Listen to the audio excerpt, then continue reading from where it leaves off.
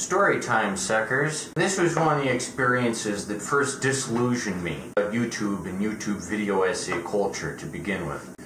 I was a big fan of this particular reviewer. I won't say who it is.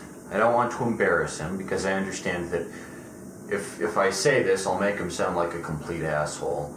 And he kind of is, but that's why I don't watch his videos anymore.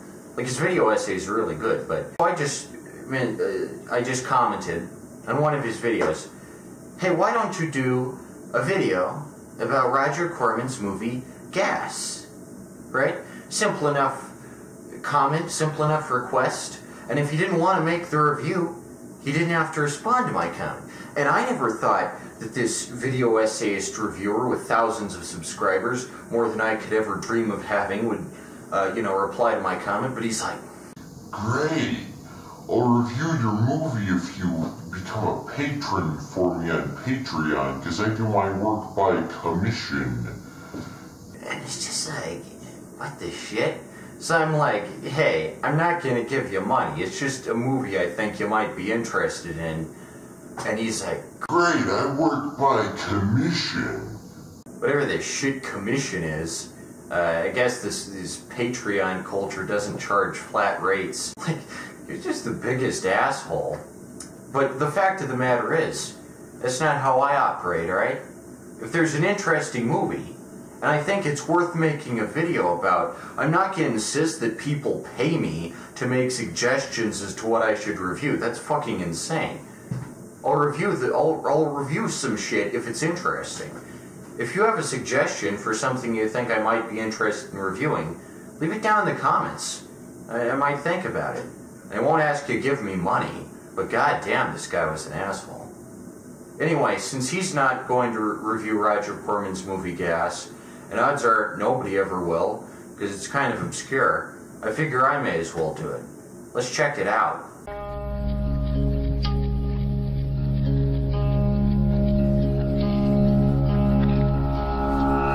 I think few people understand the impact Roger Corman had on cinema. We're talking a man who's made films from the 60s all the way up into the present day. He is one of the hardest working men in cinema, and I don't think he shows any signs of stopping. He is an admirable guy. I will definitely give him that. His movies are pretty low budget, but that doesn't really matter because, as far as I know, there's a lot worse stuff out there. There's Sharknado. Roger Corman wasn't behind that. There's The Meg, that awful giant shark movie. Roger Corman wasn't behind that. Sure, he was behind Octoshark, but I'm going to take a gamble and say that Octoshark is probably better than Sharknado, simply by virtue of Roger Corman being behind it. The man has ingrained himself in the industry, and Gas is such a bizarre and weird movie that really takes a departure from Roger Corman's previous stuff. Roger Corman starts his career off with the classic Poe films, Fall of the House of Usher. You've got the epic Tales of Terror. You've got the Tales Told Twice one. I don't know if that was Corman, but just some very nice Edgar Allan Poe stuff in the 60s. Usually with Vincent Price, toss some Peter Lorre in there, you've got yourself a real party.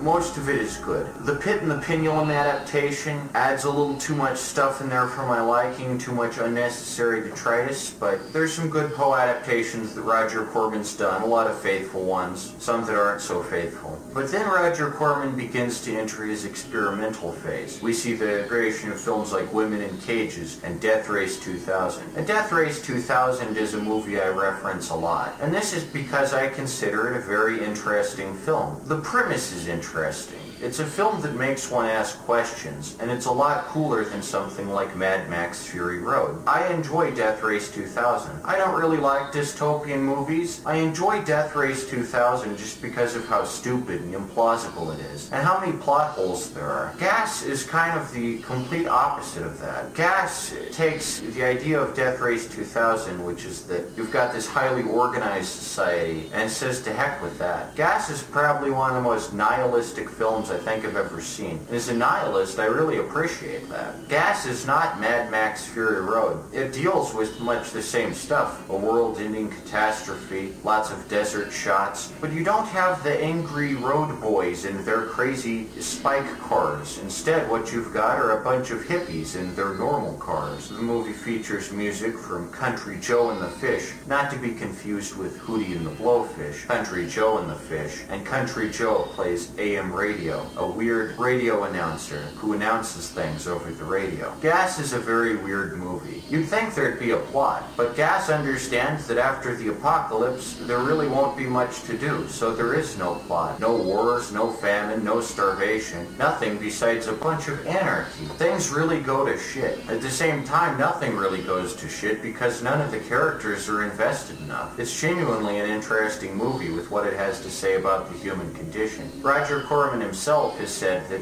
he hopes to capture the spirit of the day and give the kids what they want, and the movie was mainly advertised to the youth of the era. But on the other hand, the protagonists of the film are so uncaring and willy-nilly and have no interest in what's going on that you really can't root for them. They're all kind of assholes, and it's really interesting. Ben Vereen is in this. Very nice actor. I really like him in a lot of stuff. This is one of my favorite roles. He tags along. And each of the main protagonists is pretty different. You can kind of all get a sense of how different they are. And the scenes which happen in the various towns are all different too. Dallas is now some kind of fascistic military regime where everything is taken very strict. Then you've got the football town where the football team runs the entire town. And then of course you've got the New Mexican Pueblo. All three locales are obviously very different. You've also got the golf course where people under 25 pretend to dress up like wealthy suburbanites. It's all very bizarre.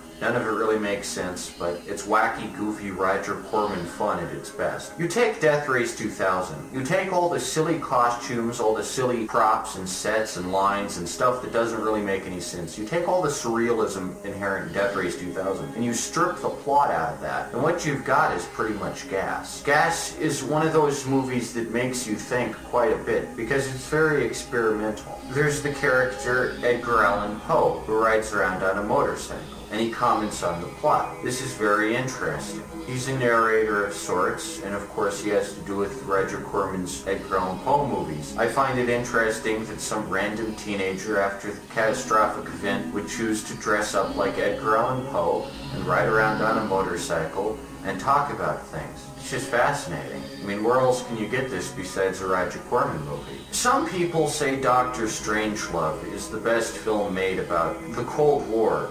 The image of the guy going down with the atom bomb has become all famous. But I think Gas is a better movie. I think Dr. Strangelove, honestly, is pretty goddamn pretentious. And if anything, Gas is the exact opposite of pretension. It does not condescend to the viewer. It just gives the viewer what they want. It's rare to find that in a film. Dr. Strangelove deals with heavy themes. Nuclear war, nuclear Armageddon. Gas begins with some kind of gas explosion, but we don't know exactly what it is because it's set off by cartoon people. And in this bizarre universe, God sounds like an angry resident of Brooklyn. Who knows what all this means? It probably doesn't mean anything. But gosh, if it isn't one of the funnest cinematic experiences you'll ever have. I really like the Oracle, the idea of the Oracle, the little signs that pop up on the road every few miles throughout the film. And you keep wondering, when are they going to get to the Oracle? And you think, will the Oracle explain what's going on here and why everyone is behaving so strangely? But I'm not going to spoil how the Oracle turns out. It is in there. I really like the Oracle. The Oracle is great. Part of the reason the film is so surrealist, and I think it has a lot in common with films like Pink Flamingos, a lot of the John Waters type stuff, because you have characters that are visually human, but they talk incoherently, they tend to ramble, and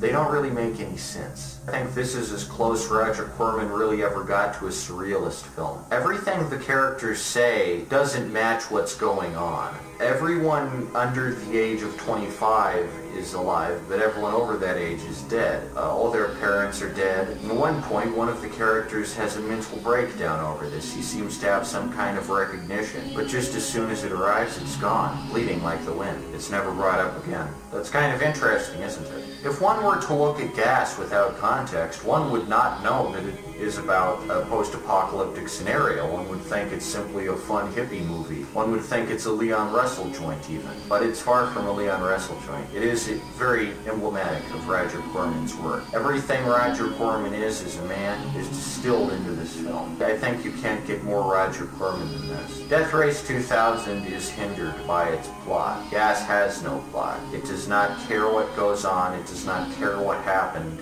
And is not there to please the viewer unless the viewer is pleased by absolute nihilism, an absolute lack of caring about anything that goes on in this fictional universe. You cannot invest yourself in these characters because these characters are not here to give a shit. These characters don't care what happens to them. They don't care what happens to the world. All they want to do is party and smoke weed and have a good time. And at the end of the day, what more could you ask for in a film? This movie pretends as if it's about environmental dangers or political structures or stuff like that. But really, it's just Roger Corman tossing around $300,000 and shooting random shit around New Mexico and Texas. And at the end of the day, what more could you ask for? You had to vacate all the streets, only hire extras that were 25 years and under, and the world is desolate in this movie. The world is very sparse because there really aren't that many 25 and under people as one might think back in 70. Sure, the youth culture remains, but everything the world was is gone, and in the future that'll need to be taken into account. It'll be written down in history books. Obviously, electricity still exists in this strange world of the future, though the operators of electricity don't know exactly how it works. Save the child prodigies, of course. And the doctors in this bleak, forgotten world don't know what they're doing.